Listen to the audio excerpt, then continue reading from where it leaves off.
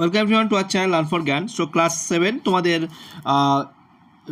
Unit test পরীক্ষা already শুরু হয়ে গিয়েছে আজকের থেকে। তো আজকের আমি তোমাদেরকে ইংলিশের গুরুত্বপূর্ণ কিছু কোশ্চেন, যেহেতু তোমাদের বেশিরভাগ কোশ্চেন কিন্তু রুলস অনুযায়ী কিন্তু টেক্সচুয়াল কোশ্চেন হবে, গ্রামার থেকে শুরু করে রাইটিং থেকে শুরু করে বেশিরভাগটা টেক্সচুয়াল বেস বা টেক্সট বেস। সেই কারণে তোমাদেরকে আমি যে জায়গাগুলো একটু বলে দেবো সেগুলো একটু বেশি করে গুরুত্ব দেবে। এর পাশাপাশি বলবো, যেহেতু প্রশ্ন বোর্ডের থেকে অনেকে কিনতে পারে, মানে বোর্ডের থেকে বলতে হয়তো কেনা প্রশ্ন হতে পারে বা তোমার হাতে প্রশ্ন হতে পারে, তো সেটা কোনো ফ্যাক্ট নয়। যে সমস্ত গুরুত্বপূর্ণ জায়গাগুলো বলছি সেগুলো একটু বেশি ভালো করে ফোকাস করবে, আশা করি সেখান থেকে তোমরা কোশ্চেন কমন পাবে।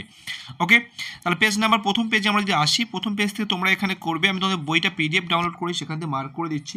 প্রথম তোমরা যেটা দেখবে সেটা হচ্ছে এই অ্যাক্টিভিটিটা ভালো করে দেখে নেবে। তারপরে চলো নেক্সট আমি বলে দিচ্ছি। তারপরে তোমার অ্যাক্টিভিটি 3 যেটা আছে, অ্যাক্টিভিটি 3 এটাও ভালো করে দেখবে। তারপরে চলে আসো, তারপরে অ্যাক্টিভিটি 4 অর্থাৎ ভার্বের, তোমার শুধু প্রশ্ন দেখলে হবে না, আনসার দেখলে হবে না, ভার্বটাকেও কিন্তু দেখতে হবে কী করতে বলছে। তাহলে এই অ্যাক্টিভিটি 4 এটাও কিন্তু ভালো করে দেখবে। আর অ্যাক্টিভিটি 5 অর্থাৎ গ্রামারের পোর্শনে যেগুলো আমি বলে দিচ্ছি, ফার্স্ট অফ অল এগুলো তো গ্রামারের পোর্শনগুলো তো ওভারঅল দেখতেই হবে, কারণ ভার্বের থেকে একটা দেবে কিন্তু 100%, এই ভার্বের থেকে একটা কিন্তু দেবেই, তাহলে এটাও দেখছো। তারপরে চলে আসি, অপোজিট ওয়ার্ড দিতেও পারে নাও দিতে পারে, বাট তবু দেখে রাখবে। ওকে, তারপরে চলো নেক্সট, আমরা নেক্সট চলে আসি। নেক্সট তোমরা চলে আসবে পেজ নাম্বার 4 নম্বর পেজে চলে আসবে। 4 নম্বর পেজে 13 দাগে অ্যাক্টিভিটি 13 এটা তোমরা করবে। তারপরে তোমরা রাইটিংয়ের জন্য যদি বলি, তোমাদের এই রাইটিংটা কিন্তু ভীষণ ইম্পর্টেন্ট, তোমরা অবশ্যই ভালো করে প্র্যাকটিস করবে। অ্যাক্টিভিটিস 16 এই রাইটিংটা প্র্যাকটিস করবে। আর প্রশ্ন যদি সহজ হয় না, অনেক কিছু প্রশ্ন সহজ হতে পারে, তখন এই ফ্যামিলি চার্ট থেকে দিতে পারে, তো সেটা অবশ্যই স্কুলের উপর ডিপেন্ড করে। বাট যেটা এইটা কিন্তু বেশিরভাগ স্কুলে দেওয়ার চান্স রয়েছে, অর্থাৎ থার্সি করে যেটা রয়েছে এটা কিন্তু বেশিরভাগ স্কুলে দেওয়ার চান্স রয়েছে। পেজ নাম্বার 5 এটা দেখে রাখবে। তারপরে দেখো সিনের কোশ্চেন আমি কিছু বলবো না, কারণ সিনের যে সমস্ত কোশ্চেনগুলো থাকবে সেগুলো তো যে সিন দেবে সেই সিন থেকে কোশ্চেন দেবে, তো সিন থেকে আমি কিন্তু কিছু বলছি না তোমাদেরকে, বাট সিন কবিতা থেকে আমি তোমাদের বলে দেবো। মেক মিনিংফুল সেন্টেন্স 8 পেজের অ্যাক্টিভিটি 4 দেখবে, তারপরে আর এখানে দেখার প্রয়োজন নেই। এর পাশাপাশি তোমাদেরকে যেটা বলবো, তো এই কোশ্চেন আনসারগুলো একটু ভালো করে প্র্যাকটিস করবে, বুঝলে। টেক্সচুয়াল কোশ্চেন আনসার যেগুলো আছে না, একটু ভালো করে, যদিও সেগুলো সিন দেখে তোমরা লিখতে পারবে আমি জানি, তবুও চেষ্টা করে দেখো। এই যে ছকটা দেখতে পাচ্ছ, পেজ নাম্বার আমি চলে এসেছি 52 নম্বর পেজে। 52 নম্বর পেজে কিন্তু এই 11 নম্বর অ্যাক্টিভিটি যেমন ইম্পর্টেন্ট, 10 এবং 11 নম্বর অ্যাক্টিভিটি কিন্তু ভীষণ ভীষণ ইম্পর্টেন্ট, ঠিক আছে। তাহলে এখান থেকে কিন্তু প্রশ্ন থাকছে 100%, তোমরা তো খেয়াল রাখবে। এখানেও ঠিক সেমভাবে এই অ্যাক্টিভিটি 10টাও কিন্তু তোমরা দেখে রাখবে। তারপরে চলো, এখানে আর কিছু দেখার নেই, তোমরা চলে আসবে। অ্যাপোস্ট্রফিটা কি বলো তো, এটা দিতেও পারে নাও দিতে পারে, বাট দেওয়ার চান্স একটা দুটো। বাট এই যে কোশ্চেন দেখো, এই পেজ নাম্বার 15 পেজে চলে আসো। পেজ নাম্বার 15 13 বি ভীষণ ইম্পর্টেন্ট, এখানে আমি গ্যারান্টি দিয়ে বলছি এখান থেকে তোমাদেরকে একটা দেবে পরীক্ষায়। ওকে, আর এর পাশাপাশি ছকটা তোমরা অবশ্যই দেখে নেবে, কীভাবে পরিবর্তন করতে হয়, কার কোনটা রূপ সেটা খেয়াল রাখবে। চিঠিটা দেখো, চিঠি তোমাদেরকে যেমনটা বললাম ইম্পর্টেন্ট, চিঠিও কিন্তু ইম্পর্টেন্ট, এই চিঠিটা তোমরা দেখে রাখতে পারো। এর পাশাপাশি যে ভিজিট করছে একটা হিস্ট্রিক্যাল প্লেসে, সেই ভিজিট করা নিয়ে বন্ধুকে একটা চিঠি, এটাও কিন্তু ভীষণ ইম্পর্টেন্ট।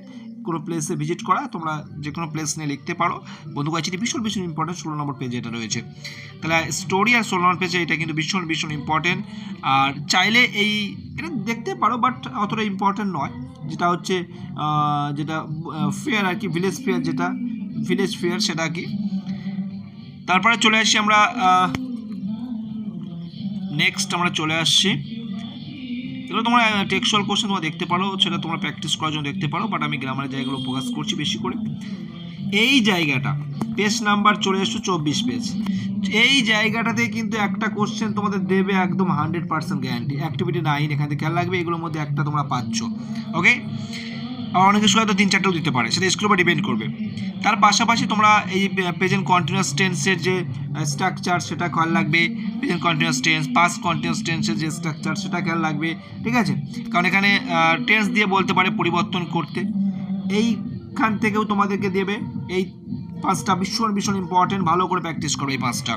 ওকে, তারপরে আমরা চলে আসবো নেক্সট এই পেজটা 26 নম্বর পেজে চলে আসবে। 26 নম্বর পেজে এই যে স্টোরিটা আছে, এই স্টোরিটাও কিন্তু ভীষণ ইম্পর্টেন্ট। ওকে, তাহলে দুটো স্টোরি বলে দিলাম আর দুটো চিঠি বলে দিলাম। প্র্যাকটিস করবে, আশা করি তার মধ্যে তোমাদের চলে আসবে। তারপর এই যে কবিতাটা উই আর 7, এই কবিতাটি কার লেখা অবশ্যই ভীষণ ভালোভাবে তোমাদের জানতে হবে, উইলিয়াম ওয়ার্ডসওয়ার্থের। এটা তোমাদের জেনে রাখতে হবে, ভীষণ ইম্পর্টেন্ট কিন্তু। কবির নাম তোমাদেরকে দিতে পারে, কবিতাটা কিন্তু যদি দেয় এর থেকে কোশ্চেন দেবে। তাহলে এর পাশাপাশি এই যে ওয়ার্ডনেস যেগুলো আছে এগুলো অবশ্যই দেখে নেবে, ওয়ার্ডনেসগুলো তোমরা দেখো, ঠিক আছে। আর একটা তোমাদেরকে বলবো, যেহেতু তোমাদের কোশ্চেন বাঞ্চ প্র্যাকটিস যদি করে থাকো, এখানে অ্যাক্টিভিটি 1, অ্যাক্টিভিটি 2 এবং এর পাশাপাশি অ্যাক্টিভিটি 4, এই কোশ্চেনগুলো তোমরা একটু ভালো করে দেখবে। এর পাশাপাশি আরেকটা জায়গা তোমাদের ভীষণ ইম্পর্টেন্ট জায়গা, এই যে হোমোফোনস রয়েছে, এখান থেকে কিন্তু একটা তোমাদের দেবে একদম পুরো 100%। এটাও তোমরা কিন্তু ভালো করে প্র্যাকটিস করবে, যে 31 পেজে আছে। তাহলে যাদের 3 অধ্যায় পর্যন্ত পরীক্ষা হবে তারা এই পর্যন্ত প্র্যাকটিস করছো। যাদের বিউটি অ্যান্ড বিস্ট পরীক্ষা হবে না তাদের আর দেখার দরকার নেই। যাদের বিউটি অ্যান্ড বিস্ট পরীক্ষা হবে তাদেরকে বলবো তোমরা এখান থেকে টেক্সট যারা পড়ছো টেক্সটের কোশ্চেন আনসার তোমরা অবশ্যই প্র্যাকটিস করবে। এখান থেকে তোমাদের যেটা করতে হবে সেটা হচ্ছে পার্টিসিপেল অ্যাডজেক্টিভ। পেজ নাম্বার চলে আসবে 11 নম্বর অ্যাক্টিভিটি, এইখানে পার্টিসিপেল অ্যাডজেক্টিভ খেয়াল রাখবে। পার্টিসিপেল অ্যাডজেক্টিভ কোনগুলো, যেমন টেন্টেড, নার্স, আচ্ছা, অ্যাবসকন্ডিং, তারপরে রাইজিং, রানিং, স্লিপিং, এগুলো হচ্ছে পার্টিসিপেল অ্যাডজেক্টিভ। এগুলো তোমরা অবশ্যই করবে, ভীষণ ইম্পর্টেন্ট। এখান থেকে কিন্তু যদি তোমাদের থাকে সেটা দেবে।